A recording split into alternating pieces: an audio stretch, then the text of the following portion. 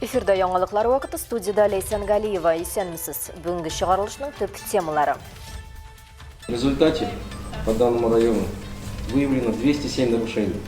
Зафиксированы установки магнитов, струбцин, отсутствие контрольных пломб, истекшие сроки проверки счетчиков. Халык җыйыны, икенче территориаль иҗтимагый үзидарә узган елга йомгак ясады. Для здоровья очень хорошо. И вода теплая, я бы не сказала, что холодная. Но, конечно, когда 30 градусов, ощущение лучше, чем в такой теплую погоду. Хашману, православие динен тотучылар өчен көтүп алынган көн. Onlar oyrat çıkan. Oyrat kuşu değil ama çıkan. Her şey buldu dışarıdaki su kuşta öyle oyrat. Su kuşta kazanıyor. Adam bir oyrat yok.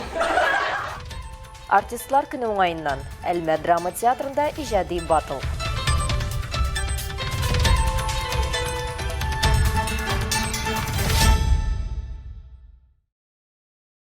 Шүп контейнерлары кую нормалары, юлда махсус калкулыклар урнаштыру, этләр артыннан җыештыру, бу һәм башка темалар турында 11-нче мәктәптә гражданнар җыены вакытында фикер алыштылар.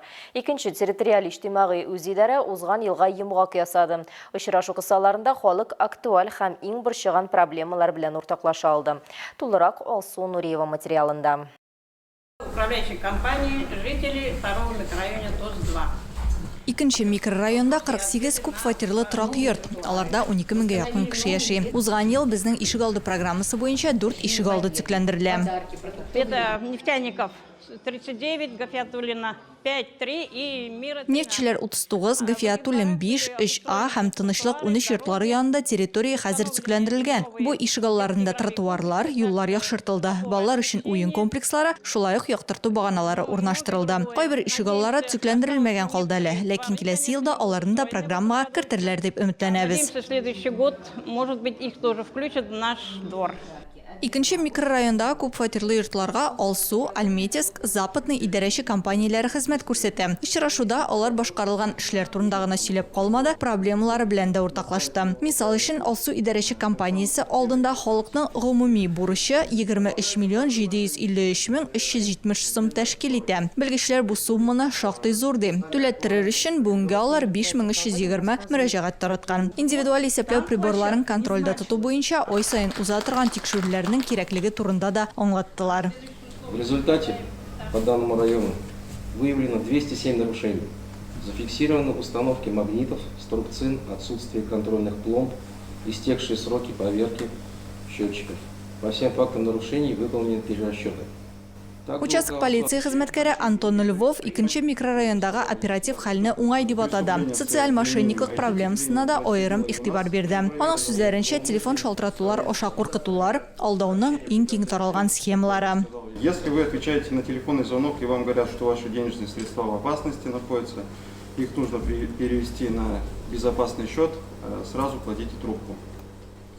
Очрашу барышында халык актуаль проблемалары белән уртаклашты. Гражданнар балалар белән уздырыла торган профилактик эш турында сорады. Эшләр тәмамланганнан соң ишегалдын төзекләндерүгә ничек үзгәрешләр кертергә мөмкин булуын, шүпләннәре һәм төрле куаклар баскан территорияны һәм этләрне йөртү тәртибен ничек тәртипкә китергә мөмкин икәнен сорады. Төзүчеләр проспектындагы 35-нче йортта яшәүчеләрдә аеруча сораулар күп җыела. Яктырту җитми, машина йөртүчеләр ишегалды эчендәге юлларда тизлекне арттыра, канализация исә проблемалар инде күп еллар хәл ителми диялар. Барынан да бигрәк су баскан подвал борчый. Теперь, конечно, самая насущная наша проблема – это подвал нашего дома. В том году 2 раза у нас приезжало телевидение, весь Юго-Восток видел красоту нашего подвала. Белгечләр мәсьәлә шәһәр башлыгы контролендә һәм инде хәл ителә башлады дип ассызыклады. Обследовали подвальное помещение, предварительно поступит с линии водоканала. У вас сейчас управляющая компания поменяла розлив, да, по-моему, на днях запустили, они остановили вчера-позавчера. Предварительно на понедельник мы предполагаем остановить вас подводку от строителей и до вашего дома и проверить вот эту подводку. На весь день будут отключены. Килгән барлык мөрәҗәгатьләрне теркәделәр һәм эшкә алдылар. Исегезгә төшерәбез, гражданнар җыеннары шәһәрдә дә, авыл җирлекләрендә дә уза. Очрашулар графигы турында авыл советларында, шәһәр чатларында һәм администрация сайтында белергә була. Алсу Нуриева, Олег Павлов, Яңалыклар вакыты, Луч Әлмәт телекомпаниясе. Татарстан Республикасы буенча Ішкі эшләр министрлыгының дәүләт автоинспекциясе 2026 елның 12-18 гыйнварында бер атна эчендә булган оператив вәзгыятькә нәтиҗә ясады. Узган атна дәвамында республика юлларында 42 юл транспорт һәлакәте теркәлгән. Кызганычка каршы аварияләрнең нәтиҗәләре авыр булып кала бирә. 3 кеше һәлак булган, 54 кеше имгәнгән. Хокук бозуларны кисәтү буенча да нәтиҗә билгеле. Ведомство хезмәткәрләре фаҗиганы булдырмау өчен көчәйтелгән контроль алып бара. Шулай транспорт чарасын исерек хәлдә йөртүче 142 машина йөртүче, 255 каршы як хәрәкәт полосасына чыгу очрагы. Җәяүлеләргә өстенлек бирмәүнең 396 очрагы ачыкланган. Аерым игътибар пассив куркынычсызлыкка юнәлдерелгән. 1958 кеше куркынычсызлык каешын эләктермәгән. 136 машина йөртүче балаларны йөртү кагыйдәләрен бозган. Әлбәттә, православие динен тотучылар Хош-Ману бәйрәмен билгеләп бетте. Быел район территориясендә изгеләндерелгән суга чуму өчен 3 рәсми урын расланды. Шәһәр күлем, Ямаш һәм Аппакова авылындагы чишмәләр. Әлеге бәйрәмдә Алсу Әхмәтҗанова да булып кайтты. Ольга Афонина башкалардан аермалы буларак бу кичне 4 тапкыр суга чумды. Арасында әле урамда һавада йөрергә җитеште. Аның өчен бу традициягә хөрмәт кенә түгел, ә тормыш ихтыяҗы. Будьте здоровы, в общем, берегите себя и по мере возможности закаляйтесь, потому что это очень здорово, это такой сильный контраст, ну это в меру должно быть, чтобы вы могли чувствовать счастье от этого и удовольствие. 18 гыйнвар кичтән башлап 19 гыйнвар иртәсенә кадәр шәһәр күленә халык су коенырга җыелды. Һава торышы 9 градус суык һәм җилле иде. Су коенучылар әйтүенчә, һава торышы салкынрак булган саен су коену җиңелрәк үтә. Для здоровья очень хорошо. И вода теплая, я бы не сказала, что холодная. Но, конечно, когда 30 градусов, ощущение лучше, чем в такую теплую погоду. Шәһәр күлендә елдагыча чәй мәҗлесе дә оештырылган иде. Ямаш авылы җирлегендә быел халык яңартылган чишмәдә су коена һәм су җыя алды. Виолетта Шакирова шушы авылда туып үскән кыз. Бәйрәмгә дип авылына кайткан һәм беренче эш итеп чишмәгә су алырга килгән. Ләкин суга чумуга моңа хәтле батырчылык итмәгән булган. Действительно, это прям чудо, действительно, да, что эта вода, она вкус не меняет. Чыннан да бу мөгҗиза, бу су тәмен үзгәртми. Бу суны эчәбез, юынабыз, баланы да су белән юындырам. Су керәсезме? Беләсезме? Бер тапкырда кергәнем булмады. Купальник киеп килдем, ләкин мин әле дә уйланып торам. Крестилась 35 лет уже осознанно. И вот сейчас купальник на мне, и я еще в раздумьях, буду я окунаться или нет. Бу елның Хош-Ману бәйрәме Виолетта Шакированың гомерлеккә исендә калачак. Ул тәвәккәлләп хыялын тормышка ашыра.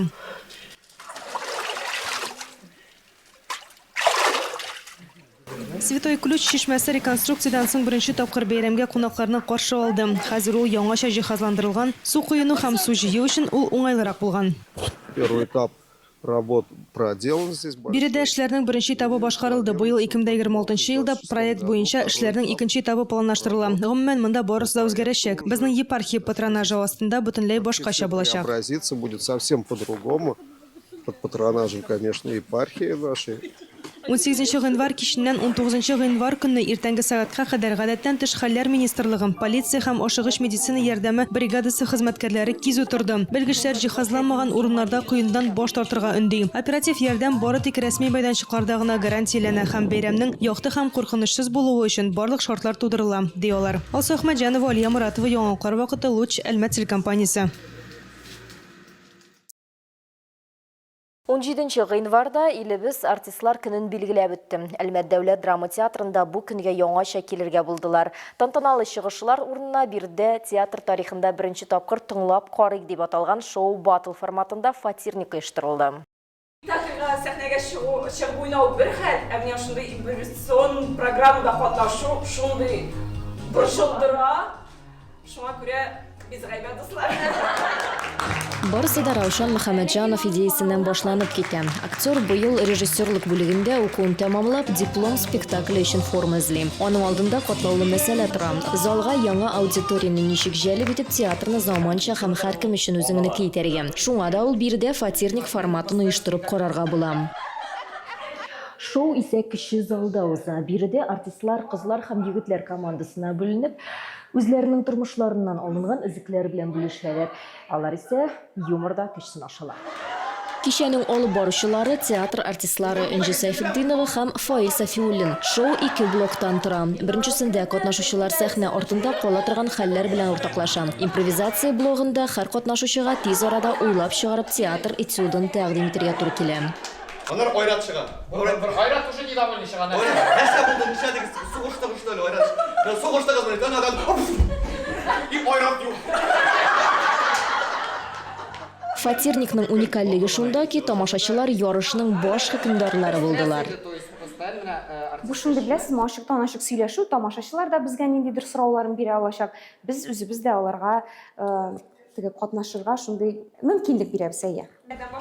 Оештыручылар ассызыклаганча, Әлмәт театрында фатирник форматы әлегә тикшерү уза. Әгәр мондый гадел сөйләшү аудиториядә тиешле җавап тапса, проект даими булырга вәгъдә итә.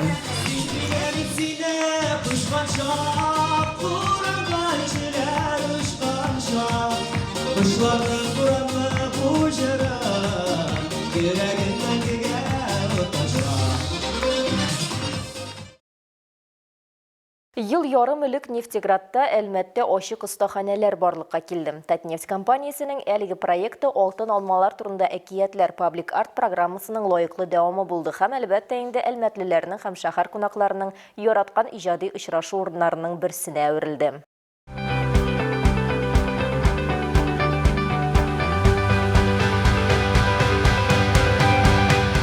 Әлмәттәге ачык остаханәләр колабызда замандаш рәссамнар һәм фикердәшләр өчен Татнефть компаниясе тарафыннан булдырылган беренче тирәлек. Аларның төп максаты төбәкнең мәдәни, табигый һәм социаль мирасы белән хезмәттәшлек итеп, урыннарда сәнгатьне үстерү, рәссамнар, осталар һәм тикшеренүчеләргә ярдәм итү. Остаханәләр элекеге техника остаханәсе бинасында ачылып, иҗади проектларны гамәлгә ашыру урынына әверелде. Сезон 2025 года был очень насыщенным, во-первых. 2025 ел сезоны уңдырышлы булды. Безнең яңа резидентлар барлыкка килде. Шул исәптән Казаннан да. Без шәһәргә тирәннән якын килдек. Каракүз кысаларында эшләр башкардык. Экологик фестивальнең сәнгать төлеше өчен җавап бирдек. Драмтеатрда иҗтимагый үзәктә күргәзмәләр ясадык. Тулы рәсемнәре белән Чупай ташы темасына масштаблы тикшерүне уздырдык. Также готовится к выходу каталог со всеми собранными материалами. Икенче сезон нәтиҗәләре буенча узган елдагы эшне дәвам итеп, ачык остаханәләрнең даими резидентлары күмәк күргәзмә тәкъдим итте. Ул калабызның Әлмәт иҗтимагый үзәгендә урнашкан. Биредә гадәти булмаган картиналар, иҗади корылмалар урын алган. Әйтик, Иннур Нураев һәм Аннели Шәрифуллина бергәләп Әлмәттәге йортларның берсенең сурәте төшерелгән келәм тукыганнар. Дина Нургалиева иске токталар, үгәрик колаклар һәм үсемлекләр ярдәмендә ташландык бакчалар темасына кагылган. Нащупала очень болевую точку нашу. Бакчалар кайчандыр шәһәребезнең визит карточкасы иде. Төрле сәбәпләр аркасында алар ташландык хәлгә килде. Дина бу авырткан ноктаны таба алган. Шул ук вакытта теманы шундый җылы итеп ачып салган. Менә бу тутыккан катакларның гаҗәеп оркестры елатыр дәрәҗәдә яңгырый. Ржавые гвозди, это до слез. Альбина һәм Сергей Лепицкилар, Виктория Солдатова, Ясмин Валиева, Алисия Палунова, Инна Зотова 9 ай дәвамында Әлмәт халкы һәм кунаклары белән бергәләп үзләренең эшкә дөньясының карашларын ачыклаганнар. Это глина, это керамика, которая была слеплена мною. Я вот сейчас считала. Более 400. Бу керамика көзгә тирәлә 400-дән артык балчыктан ясалган таш. Бу очрашуларда катнашкан әлмәтлеләр белән урта хезмәт җимешебез. Әлбәттә, ирем дә ярдәм итте. Барлыгы 8 кеше безне формалаштыра һәм җимерә торган 3 фраза язып балчыкка төрдек. Аларны мичтә җаныктырдык һәм көзгегә ябыштырдык. И когда испекли, эти камушки были приклеены на это зеркало. Сезон айында күргәзмә 31 гыйнварга чаклы Әлмәт иҗтимагый үзәгенең 4нче катында эшләячәк. Радифа Нугманова, Рафаэль Сафин, яңалыклар вакыты, Луч Әлмәт телекомпаниясе. Ознакай районында ел укытучысы 2026 иң яхшы татар теле укытучысы, елның иң яхшы тәрбиячесе конкурсларының җиңүчеләрен бүләкләделәр. Күп еллык тарихы булган әлеге бәйге иҗади эшләүче педагогларга ярдәм итү һәм аларның абруен күтәрү, белем бирүдә инновацион тәҗрибәне ачыклау һәм тарату максатыннан үткәрелә. Һөнәри осталык бәйгеләре 2025 елның сентябрь айында башланып, ел ахырына кадәр дәвам иткән.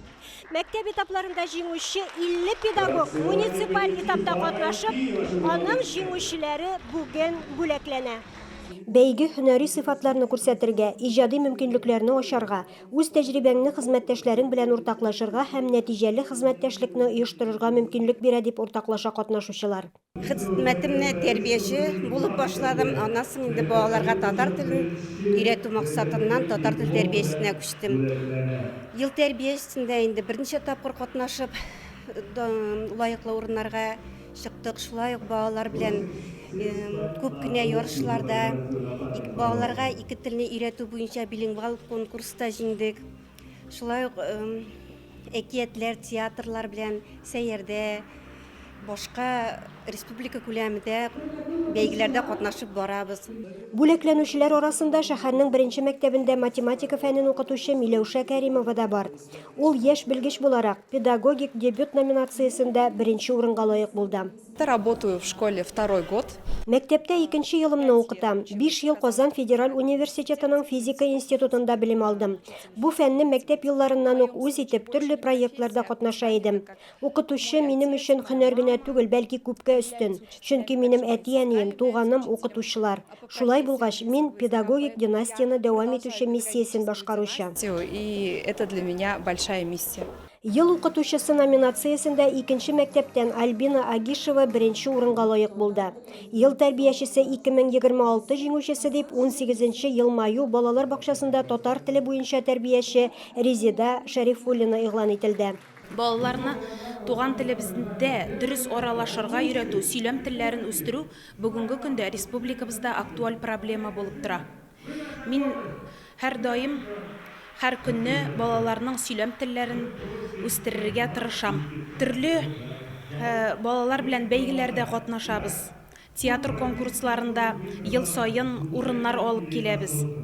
Иң яхшы татар теле укытучысы бәйгесендә шәһәрнең икенче мәктәбеннән 30 ел хезмәт тәҗрибәсе булган Фәридә Мөхлисова беренче урынны яулады. Азнакай шәһәре 2нче урта мәктәбендә менә 30 ел инде татар теле һәм әдәбияты фәнен укытам. Мин бу ел иң яхшы татар теле һәм әдәбияты укытучысы бәйгесендә район күләм дәрәҗәдә җиңүче булдым. Үземнең фәнемне һәм гомумән үзебезнең туган телебезне мин бик хөрмәт итәм һәм яратам. Бүләкләү тантанасы күңелле җыр, биюләр белән үрелеп барды. Илмира Шәрифуллина, Алмаз Иксанов, яңалыклар вакыты, Луч, Әлмәт телекомпаниясе.